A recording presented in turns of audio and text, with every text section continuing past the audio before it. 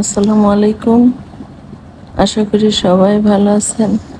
ঈদের আনন্দ কার কেমন হয়েছে, আর কে কার সাথে ঈদ করলেন অবশ্যই জানাবেন। আমি তো এবার বাবার বাড়ি আসলাম। বাবার বাড়ি এসে ভাই ভাবিদের সাথে ঈদ করলাম।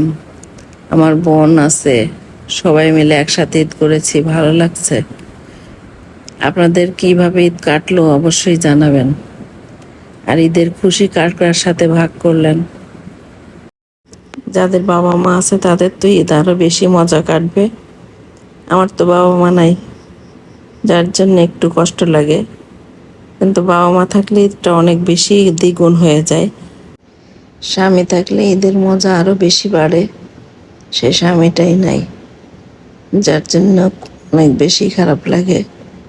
কিন্তু সবাই যখন পাশে থাকে একটু ভালো লাগে। কারো জীবন যেন আমার মতো না হয়। সবাই ভালো থাকবেন।